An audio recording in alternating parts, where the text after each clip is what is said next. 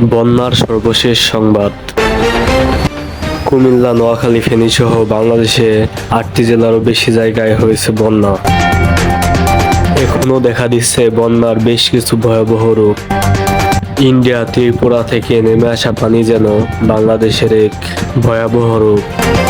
এখন পর্যন্ত বেশ কিছু মরদেহ উদ্ধার করেছে Bangladesh fire service, police, answer বাহিনী এবং সেনাবাহিনী। Bangladesh fire service, police, answer বাহিনী এবং সেনাবাহিনীর সাথেও আছেন বিভিন্ন রাজনৈতিক দলগুলো। সকলে একসাথে উদ্ধার কাজ চালিয়ে যাচ্ছে। ভয়াবহ দুর্যোগ থেকে বাঁচাতে জনগণকে নেওয়া হচ্ছে আশ্রয় কেন্দ্রে।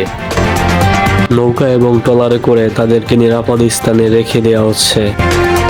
এখন পর্যন্ত ভারতের ত্রিপুরা থেকে পানি ঢুকছে বাংলাদেশে। পানি ঢোকার সাথে সাথেও হচ্ছে বাংলাদেশে প্রচুর বৃষ্টি। বাড়ছে নদী ও সমুদ্রের পানি। বাঁধের পানি আটকিয়ে দিলে পরিস্থিতি অনেকটা স্বাভাবিক হবে বলে মনে করছেন গবেষকরা।